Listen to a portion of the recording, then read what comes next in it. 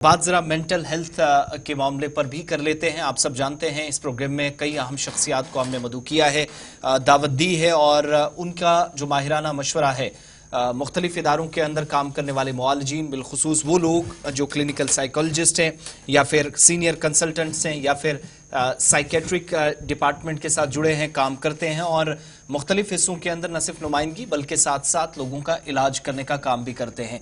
Depression के हवाले से आप सब जानते हैं, रिपोर्ट्स आपके सामने हैं, आदाद शुमार आपके सामने हैं, ज्यादा उस गहराई में जाने की जरूरत नहीं है, सीधा अपने मेहमान के पास चलेंगे। और आज हमारे साथ इस प्रोग्राम में डॉक्टर हिना हाजनी साहिबा ज्वाइन कर रही हैं। बहुत बहुत शुक्रिया, वेलकम प्रोग्राम में, खुश आमदीद आपको डॉक्टर साहिबा कहेंगे। सीनियर कंसल्टेंट हैं, इम्हान्स के साथ इनकी वाबस्तगी है और मेंटल हेल्थ इश्यूज पर बड़ी बेबाक राय मुसलसल इन्होंने रखी भी है। पहले तो ज़रा आपसे शुरुआत में यही कि हम डिप्रेशन के ताल्लुक से या मेंटल इलनेस के ताल्लुक से बात करते रहें, लेकिन आज ज़रा विंटर के अंदर या सरमा के दौरान सबसे ज्यादा मुश्किलात रहती हैं डिप्रेशन के हवाले से, और विंटर डिप्रेशन का भी एक टैग लगा दिया जाता है। ये असल में क्या है, जरा शुरुआत इसी से डॉक्टर साहिबा कीजिएगा। अस्सलाम वालेकुम जी, सही कहा आपने। देखिए ये विंटर डिप्रेशन को जो हम अपनी टर्मिनोलॉजी में बोलते हैं वो हम बोलते हैं सीजनल अफेक्टिव डिसऑर्डर, जिसको हम commonly in a layman language बोलते हैं winter depression. Seasonal affective disorder या विंटर डिप्रेशन वो होता है जो किसी खास मौसम में होता है। तो ये किसी भी मौसम में हो सकता है, चाहे समर का मौसम हो, चाहे विंटर का मौसम है या कोई और मौसम हो, लेकिन जो देखा गया है कॉमनली जिस मौसम में होता है वो विंटर होता है, इसीलिए यूजुअली हम कॉमनली भी इसे कहते हैं विंटर डिप्रेशन। तो ये जो विंटर डिप्रेशन होता है ये कुछ खास ज्यादा मुख्तलिफ नहीं होता है, जो एक क्लिनिकल टिपिकल डिप्रेशन जो होता है जो किसी को भी हो सकता है, किसी भी मौसम में हो सकता है। बट कुछ चीजें हैं जो खास तौर पे विंटर डिप्रेशन में होती है। एक तो ये खास है कि ये किसी खास मौसम में होता है, चाहे विंटर हो चाहे समर हो, वो एक खासियत है इसकी, जिस वजह से हम इसको विंटर डिप्रेशन बोलते हैं। उसके बगैर भी कुछ चीजें ऐसी है जो टिपिकल डिप्रेशन में पाया जाता है, उससे थोड़ी सी मुख्तलिफ होती है। जैसे यूजुअली जब हमारे पास एक डिप्रेशन का पेशेंट आता है वो बोलता है हमें कि मुझे डॉक्टर साहब नींद नहीं आती है, लेकिन जो विंटर डिप्रेशन होता है उसमें पेशेंट्स यूजुअली शिकायत करते हैं कि डॉक्टर साहब ज्यादा नींद आती है, बिस्तर से उठने का मन ही नहीं होता है कि इतनी ज्यादा नींद होती है। उसके बगैर ये होता है कि टिपिकल डिप्रेशन में क्या होता है कि पेशेंट्स यूजुअली बोलते हैं कि भूख नहीं लगती है, खाना खाने का मन नहीं होता है, जो चीजें हमें पसंद होती है उनमें भी मजा नहीं आता है, मन नहीं होता खाने का। लेकिन विंटर डिप्रेशन में क्या होता है, यहाँ पे भूख बढ़ जाती है, यूजुअली कार्बोहाइड्रेट्स की क्रेविंग होती है, शुगर स्वीट्स की क्रेविंग होती है, तो वो कहते हैं कि हम ज्यादा खाते हैं। उसके बगैर जो है पेशेंट्स थकावट की बहुत ज्यादा शिकायत करते हैं। थकावट यूजुअली डिप्रेशन में होती है अदरवाइज भी, लेकिन जो विंटर डिप्रेशन है उसमें खास तौर पे पेशेंट्स ये टिपिकल सिम्टम बोलते हैं कि हमें थकावट बहुत ज्यादा होती है। तो ये कुछ चीजें होती है जो एक विंटर डिप्रेशन को बाकी चीजों से, बाकी टिपिकल डिप्रेशन से थोड़ा डिफरेंशिएट करती है। अदरवाइज जो सिम्टम डिप्रेशन के होते हैं, जैसे मन नहीं लगना, परेशानी फील करना, दिलचस्पी कामों में नहीं होना, वो टिपिकल डिप्रेशन में भी वैसा ही होता है, वो विंटर डिप्रेशन में भी वैसा ही होता है। डॉक्टर साहब, अब ये विंटर हमारे लिए बड़े महदूद पीरियड के लिए होता है, क्या ये बीमारी फिर प्रोलॉन्ग चलती है या विंटर खत्म होने के साथ ही ये भी रुखसत पजीर होती है इस आदमी से?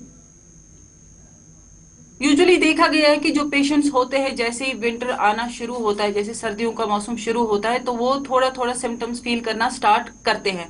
जैसे ही फिर विंटर भी पीक पे पहुंचता है, उनका डिप्रेशन भी पीक पे पहुंच सकता है। एंड वैसे ही जैसे फिर मौसम धीरे धीरे ठीक होने लगता है, उनका डिप्रेशन भी ठीक हो सकता है। वैसे तो यूजुअली ज्यादा सिवियरिटी जो देखी है वो कोर विंटर होता है, जब बहुत ज्यादा सिवियर हार्श विंटर होता है उसी टाइम में ज्यादा सिम्टोमेटिक होता है। क्या कोई घरेलू इलाज ऐसे विंटर ये जो डिसऑर्डर हैं जिससे हम गुजरते हैं इसका है घर के अंदर? अगर कम पीरियड के लिए ये डिप्रेशन है, ऐसी पॉसिबिलिटीज हैं कि घर के अंदर कुछ हो सके, या जरूरी है कि काउंसलिंग या फिर उसके बाद मेडिसिन तक बात पहुंच जाए?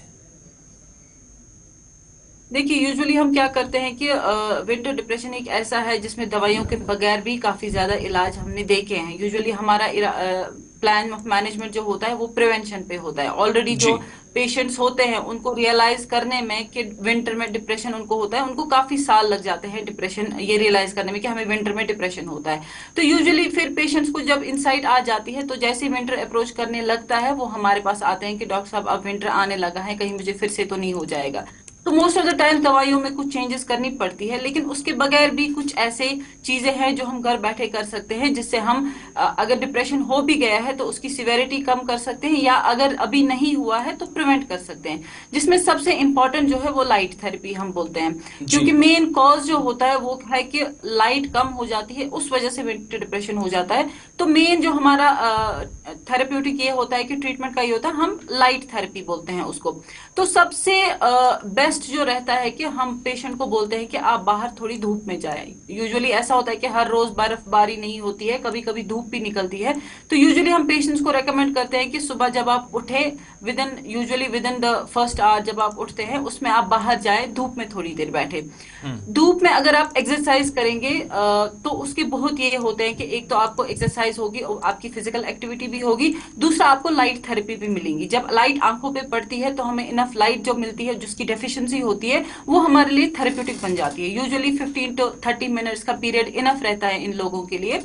अब ये भी है कि अगर आप एक्सरसाइज भी नहीं करेंगे, अगर आप धूप में बैठेंगे, किताब पढ़ेंगे, अपना ब्रेकफास्ट करेंगे या कोई और एक्टिविटी करेंगे, जस्ट धूप में बैठेंगे, वो भी थेरेप्यूटिक रहती है इन पेशेंट्स के लिए। अब ये होता है कि कभी most of the times possible नहीं होता है कि आप बाहर जाके धूप में बैठ के धूप सेंके। तो ये है कि हमारे पास जो होते हैं लाइट थेरेपी बॉक्सेस होते हैं, हमारे पास जो डिवाइसेस होते हैं, गैजेट्स होते हैं, वो लाइट एमिट करते हैं।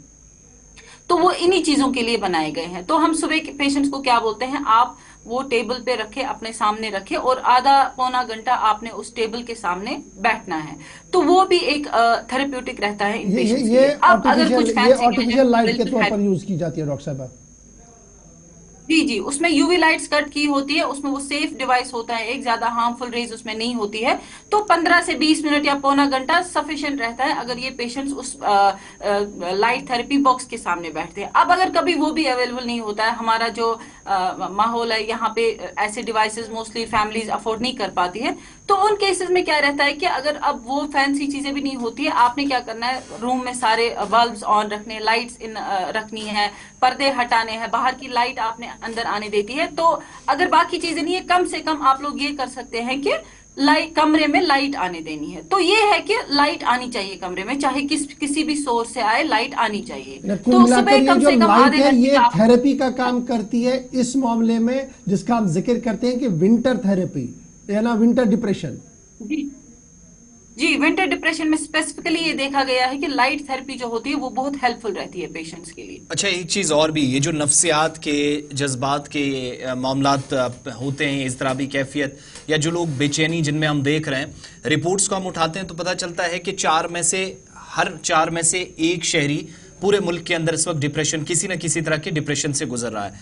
और जब इनमें स्कूली बच्चों की तादाद देखते हैं तो 15 साल से 19 साल के बच्चों की काफ़ी तादाद 20% के आसपास, जिनमें बालिग अफराद की तादाद भी 20% से ऊपर चली जाती है।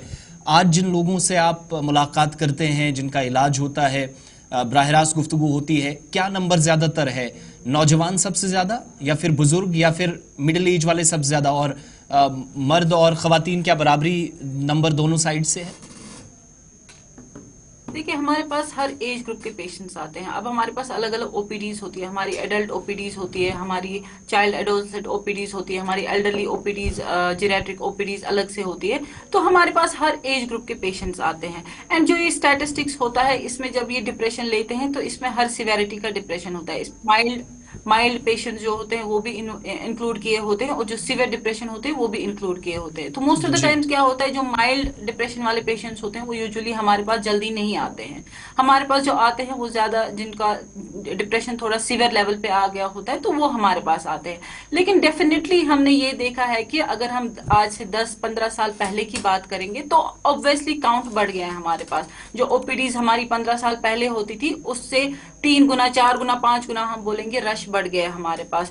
तो इसके मेनी रीजंस हो सकते हैं। एक रीजन जो मैं ये बिलीव करती हूँ कि है, वो ये है कि स्टिग्मा काफी हद तक कम हो गया है। ऐसा नहीं है कि पहले लोगों को डिप्रेशन नहीं होता था, पहले भी होता था, बट एक तो ये है कि स्टिग्मा की वजह से पेशेंट्स आते नहीं थे हॉस्पिटल, डॉक्टर के पास नहीं आते थे। एंड दूसरा ये था कि मेनी टाइम्स पेशेंट्स को नॉलेज ही नहीं होती है। अगर किसी को डिप्रेशन होता है, पहले उसको समझने में बहुत टाइम लगता है कि मेरे साथ क्या हो रहा है।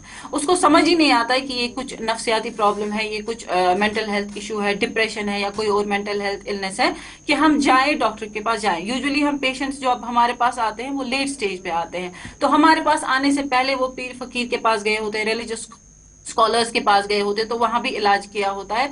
एंड मेनी अ टाइम जब वहां हेल्प नहीं होती है तब जाके वो हमारे पास आते हैं, तो हमारे पास यूजुअली वो लेट प्रेजेंट करते हैं। तो ये वजूहात हो सकते हैं। एक एंड फाइनल दूसरा ये है चीज कि डॉक्टर साहिबा obviously- आपसे जानना चाहेंगे, साल 2021 में सुकून नाम की मेंटल हेल्थ हेल्पलाइन भी शुरू की गई, टेलीमानस के थ्रू भी बहुत सारे लोग कनेक्ट करते होंगे, इसके अलावा इमहांस का भी एक अपना रूल है। ये सारे इकदामात क्या कोई बड़ा पॉजिटिव चेंज लेकर आए हैं? नंबर्स थोड़े से कम हुए उन लोगों के जो हेल्प वाकई में चाहते थे और इन सारे रास्तों के जरिए आपसे कनेक्ट कर पाए? ऑब्वियसली टेलीमानस जो है वो बहुत ह्यूज हेल्प मिली है उससे पेशेंट की। हमारी जो टेलीमानस हेल्पलाइन है वो अब पिछले 2 साल से चल रही है। जी। And I would tell you, India में जो है वो ऑलमोस्ट इस वक्त 23 सेंटर्स टेलीमानस के चल रहे हैं। एंड जेके की जो हेल्पलाइन है वो इस वक्त टॉप 3 हेल्पलाइंस में इस वक्त है इन द नंबर्स के हिसाब से। मतलब हमने वन ऑफ द मैक्सिमम जो हमने नंबर्स, हमने हमारे पास फोन कॉल्स आए हैं वो उसके लिहाज से मैं बात कर रही हूँ। अभी तक हमने मोर देन 74,000 कॉल्स टेलीमानस पे रिसीव की है। And seeing this huge response, 1 जनवरी से वीडियो कॉलिंग कंसल्टेशन भी स्टार्ट हुई है उसमें। एंड जी। उसमें क्या हो रहा है कि पेशेंट्स जो है वो एक मेंटल हेल्थ प्रोफेशनल के साथ कनेक्ट करते हैं and they ask for a video consultation. तो वो फोन पे वीडियो कंसल्टेशन पे एक डॉक्टर के साथ बात करते हैं इन द सेम वे जैसे वो ओपीडी में बात करते हैं। एंड दे डिस्कस देयर जो उनके मेंटल हेल्थ इश्यूज है वो डिस्कस करते हैं। एंड जब फोन रखते हैं वो एक जो डॉक्टर है वो प्रेस्क्रिप्शन लिख के उनको एक फोन में एक मैसेज आता है, वो लिंक पे क्लिक करके डाउनलोड करते हैं प्रेस्क्रिप्शन। एंड वो प्रेस्क्रिप्शन एक वैलिड प्रेस्क्रिप्शन है, वो प्रेस्क्रिप्शन वो किसी भी फार्मेसी के पास जाके उस पे दवाइयां ले सकते हैं। तो सीइंग दिस ह्यूज नंबर 74,000 एक ह्यूज नंबर है। दैट मीन्स जी। पेशेंट्स चाहते हैं, हेल्प करना चाहते हैं। हर कोई पेशेंट हॉस्पिटल नहीं आ पाता है। हमारे पास टंगडार से पेशेंट्स आते हैं, गुरेज से पेशेंट्स आते हैं, लद्दाख से पेशेंट्स आते हैं, जो हमारे पास सितंबर अक्टूबर के महीने में आते थे और हमें कहते थे कि डॉक्टर साहब अब हम 6 महीने तक नहीं आ सकते हैं आपके पास क्योंकि रास्ते बंद होते हैं, विंटर्स बहुत हार्श होते हैं वहां पे, तो हम नहीं आ सकते हैं। ये हेल्पलाइन पर्टिकुलरली उन पेशेंट्स के लिए बहुत हेल्पफुल रहती है। बिसाइड्स दैट एल्डरली पेशेंट्स जो है उनके बच्चे आते थे हमारे पास, डॉक्टर साहब उनको ये प्रॉब्लम है, फ्रैक्चर हो गया है, कुछ हो, निमोनिया हो गया, वो नहीं आ पाते हैं, तो हम उनके बिहाफ पे आपको बोलते हैं। तो उन केसेस में हमें बहुत ज्यादा मुश्किल आती थी, तो टेलीमानस हेल्प जो है वो उस में भी बहुत हेल्पफुल साबित हुई। डॉक्टर हिना हाजनी साहिबा, बहुत बहुत शुक्रिया प्रोग्राम सलाम जेके में हमारे साथ ज्वाइन करने के लिए और मॉर्निंग शो में अपना माहिराना मशवरा देने के लिए, हमारे सवालात और उन लोगों के सवालात जो इस प्रोग्राम में हमारे साथ ज्वाइन करते हैं उनके जवाब देने की आपका बहुत बहुत शुक्रिया। इस सीरीज को हम कंटिन्यू करेंगे और कल दोबारा कोशिश रहेगी कि आइंदा प्रोग्राम्स के जरिए भी माहिर नफ्सियात या फिर साइकोलॉजिस्ट हैं, साइकेट्रिस्ट हैं या बाकी तमाम लोग जो मेंटल हेल्थ वेलबींग के लिए काम करते हैं उन लोगों की बात आपको सुनाई जाए।